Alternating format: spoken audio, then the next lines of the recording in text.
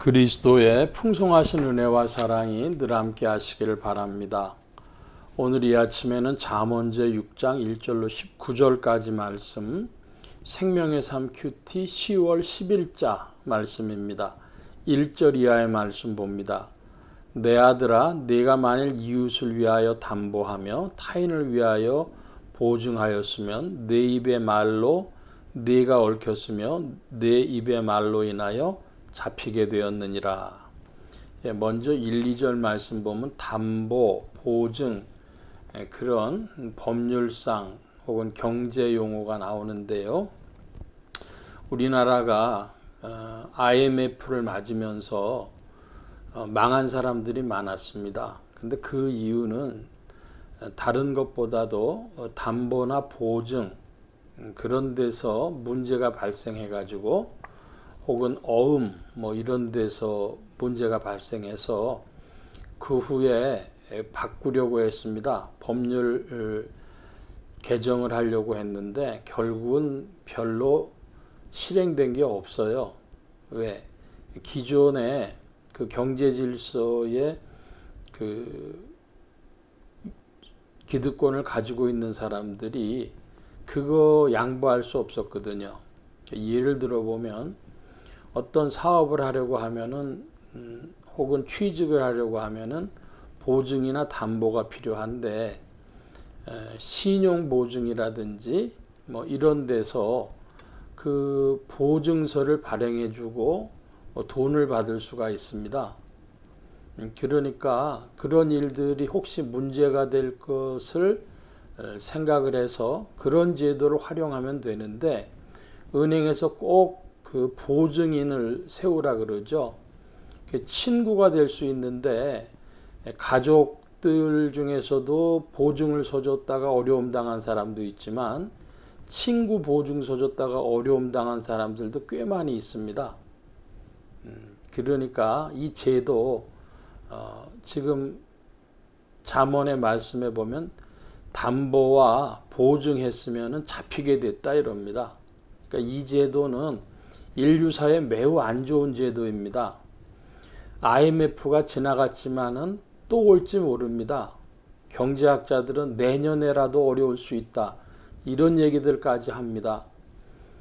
그 30년 전에 있었던 그 일이 아직도 25년 전쯤 되나요? 아직도 해결을 못하고 질질 끌고 있는 것, 사람들이 경계해 봐야 할 만한 그런 이야기입니다. 자, 3절 이하 또 보겠습니다. 내 아들아, 내 이웃의 손에 빠졌은즉 이같이 하라. 너는 곧 가서 겸손히 내 이웃에게 간구하여 스스로 구원하되 내 눈을 잠들게 하지 말며 눈꺼풀을 감기게 하지 말고 노루가 사냥꾼의 손에서 벗어나는 것 같이 새가 그물 치는 자의 손에서 벗어나는 것 같이 스스로 구원하라. 그 빠져나오라는 겁니다. 그러니까 그 믿는 사람들, 우리 그리스도인이라고 하죠. 그리스도인들이 교회 내에서든 혹은 가족이든 친구든 성경 말씀 따르자면 보증서 주거나 담보하면 안 됩니다. 굉장히 이상한 말을 제가 하고 있는 것 같지만은 그것은 국가적으로 해결해야 되는데요.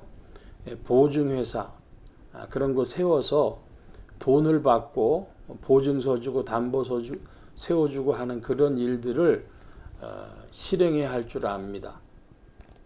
그래서 이 말씀은 오늘도 우리에게도 관계되는 말씀이라 할 수 있고 6절입니다. 게으른 자여 개미에게 가서 그가 하는 것을 보고 지혜를 얻으라. 개미는 두령도 없고 감독자도 없고 통치자도 없으되 먹을 것을 여름 동안에 예비하며 추수 때 양식을 모으느니라. 게으른 자여 내가 어디까지 누워 있겠느냐? 내가 어느 때에 잠이 깨어 일어나겠느냐? 좀 더 자자, 좀 더 졸자, 손을 모으고 좀 더 누워 있자 하면 내 빈궁이 강도같이 오면 내 곰핍이 군사같이 이르리라. 11절까지의 말씀 보면 부지런해야 한다는 것, 그 예로서 개미를 들었습니다. 우리 자라면서 우화 같은 것으로 개미와 배짱이 뭐 그런 이야기 있죠.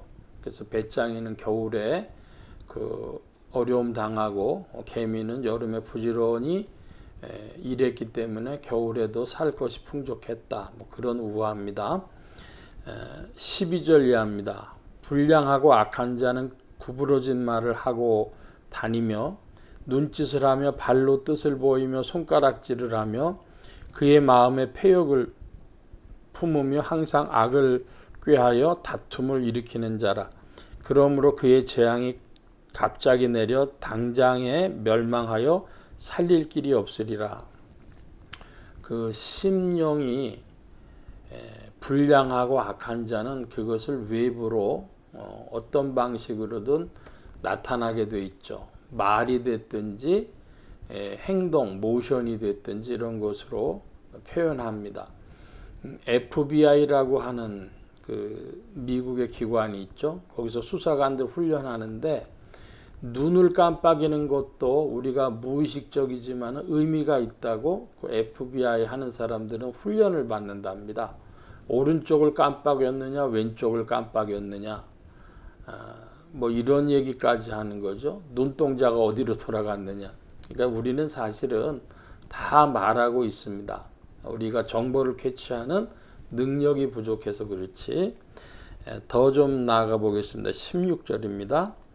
여호와께서 미워하시는 것 곧 그의 마음에 싫어하시는 것이 67가지이니 곧 교만한 눈과 거짓된 혀와 무죄한 자의 피를 흘리는 손과 악한 계교를 꾀하는 마음과 빨리 악으로 달려가는 발과 거짓을 말하는 망령된 증인과 및 형제 사이를 이간하는 자이니라. 이 말씀은 굉장히 중요한 의미를 가지고 있습니다. 어떤 의미에서 중요한가? 그러면 하나님께서는 여호와 하나님은 마음에 싫어하시는 것이 있답니다. 그럼 여호와 하나님께서 이 잠언에 표현하신 구약 시대에 싫어하신 그 마음이 신약 시대에는 바뀌었는가 하는 그런 질문입니다.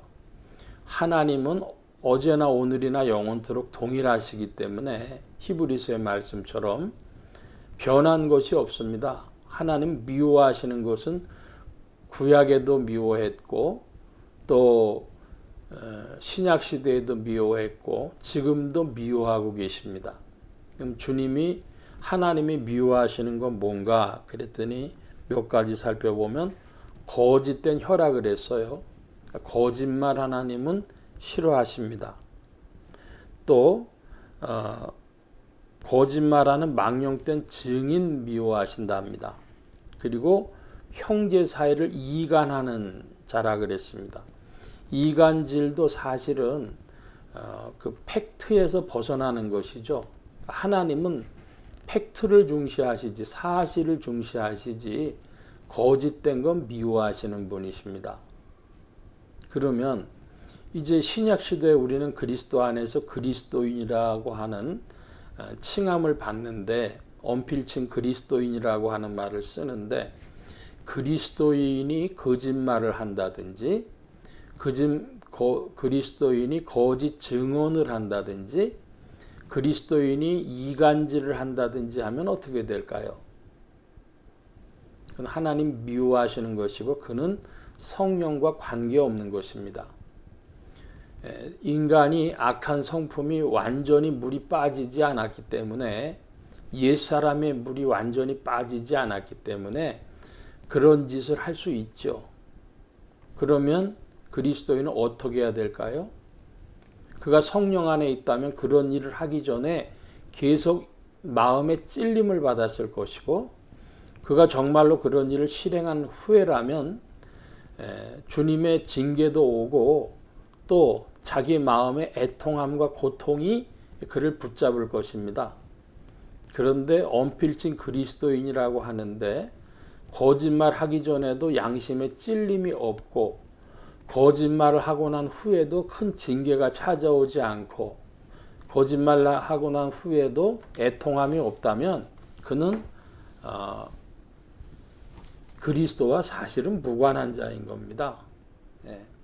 문화적인 컬처럴 액티비티로서의 그 신앙 형태를 갖는 것뿐이지 그는 그리스도와 상관없는 자입니다.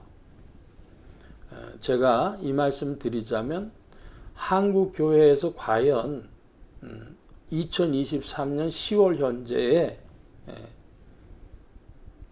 그런 하나님의 미워하시는 자들, 하나님의 미워하시는 일을 하고도 하기 전에 양심에 찔림도 없었고 그 후에 징계도 없고 애통함도 없는 자들이 얼마나 될까라고 한다면 꽤 많다고 이야기하겠습니다. 무슨 근거로 그러냐? 교리가 잘못된 것입니다. 믿음이란 말을 용어 정의를 지금 잘못하고 있는 것입니다. 예수 믿으면 용서받는다, 뭐 그런 얘기만 하는 겁니다. 하나님의 사랑으로 그리스도의 보혈의 공로로 용서받은 우리는 주 성령으로 말미암아 새 삶으로 인도받습니다. 그렇지 않다면 그는 성령 안에 있지 않은 자요, 진실한 믿음을 갖지 않은 자요, 하나님의 은혜의 예정 안에 있지 않은 자입니다. 오늘 우리의 문제는 교리상의 문제다. 이런 말씀을 드리겠습니다. 말씀이 너무 길어져서 오늘 말씀 여기까지 봅니다. 하나님의 미움을 받는 자는 그리스도인이 아니다. 그런 말씀 드립니다. 기도합니다. 만복의 근원 되신 하나님 함께해 주셔서 어제나 오늘이나 영원토록 동일하신 하나님의 부르심 안에 그리스도 예수로 말미암아 우리가 주 안에서 성령으로 새로운 삶을 걷는 줄 믿사오니 그 아름다운 일들이 나타나도록 더욱 성도들을 지도하시고 인도하시며 성도들은 주 안에 겸손한 자요 순종하는 자요 자기 자신을 낮추는 자로 성령님을 더욱 따라 전진하는 자들 되게 하여 주옵소서. 함께 하신 구하며 감사하며 예수 그리스도의 이름으로 기도하옵나이다. 아멘.